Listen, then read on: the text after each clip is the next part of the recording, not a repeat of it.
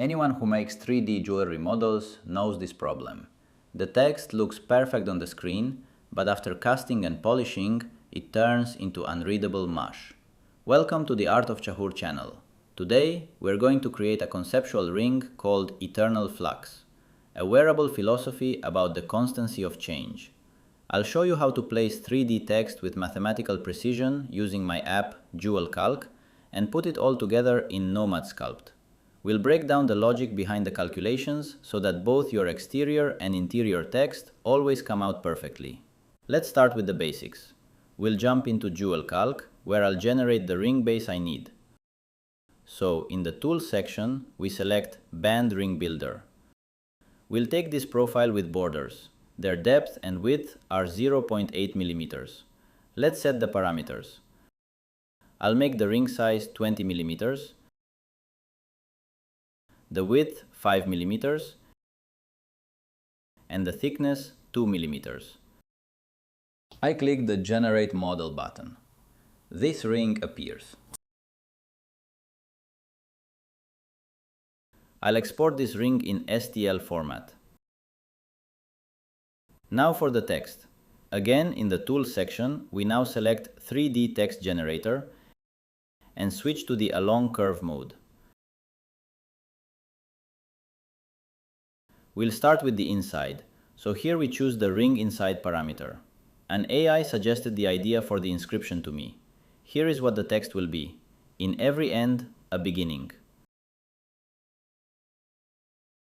I've chosen a letter height of 1.6 millimeters.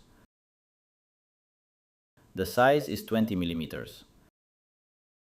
I hit Generate 3D Text. All the 3D text generated by my app has a fixed thickness, exactly 0.8 millimeters. Look how it works.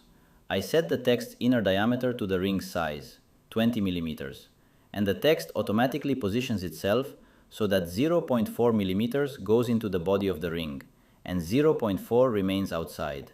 When we do a Boolean subtraction in Nomad Sculpt, we'll get a perfect letter groove exactly 0.4 millimeters deep. One more thing. The 3D text we created is built from separate objects and segments, so they need to be Booleaned either in Nomad Sculpt or right here.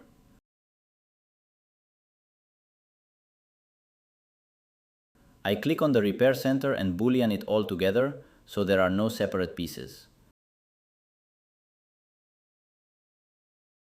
Now we can save it.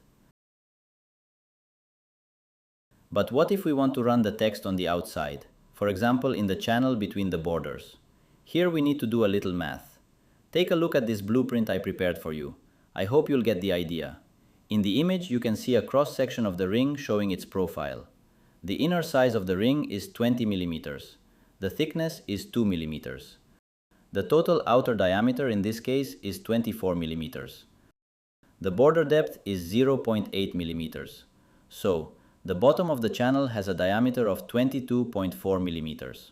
For the text to perfectly fill the space and sit flush with the borders at 24.0, its center, the center line of the text I mentioned earlier, must be exactly in the middle of the border.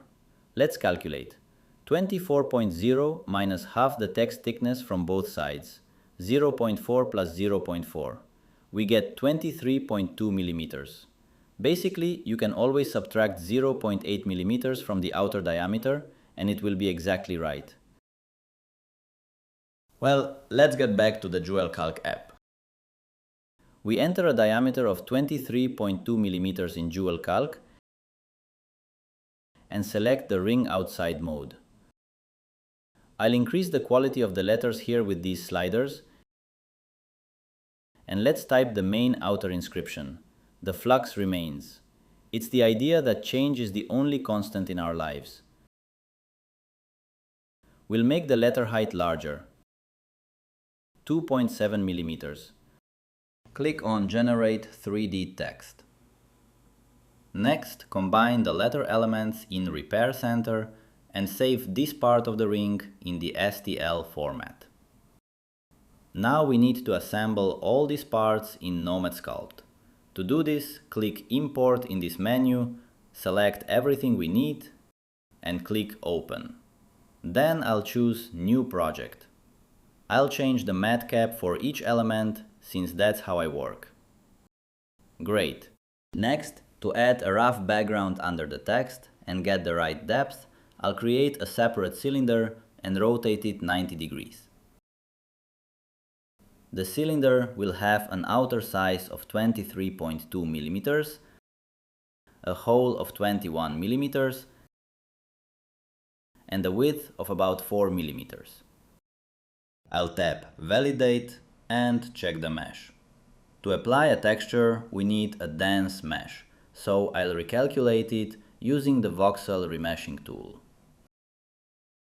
Next, I'll use one of my custom brushes. I'll work in solo mode, so nothing distracts me, turn on SAP, and enable radial symmetry. Now I'll apply the texture to it. After that, we need to remesh it one more time. I'll exit solo mode. For the ring itself, I'll recalculate the topology using the quad remesher with the settings you see here. And then I'll subdivide it a few times using multi-resolution. Now we need to remesh the text using the voxel remeshing tool. Next, we need to slightly round off the text. I'll do this with a brush from my custom set.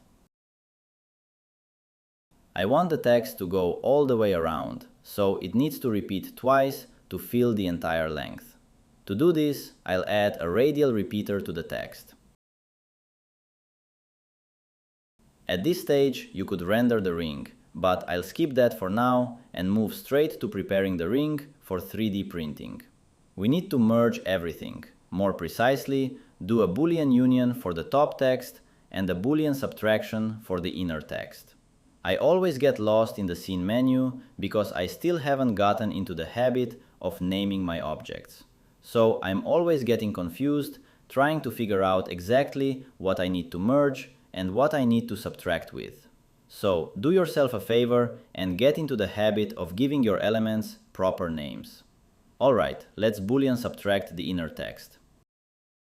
Oh, one more thing. It would be a good idea to separate the repeating text. So I'll add a divider element for both the inner and outer text. I won't explain this step in detail because it's very simple and based on a basic cylinder. While I speed through this part, I have a quick recommendation. Remember how I mentioned that 3D text is made of separate pieces that must be Booleaned together? Another creator just made a great video explaining exactly how to fix this issue in Nomad Sculpt.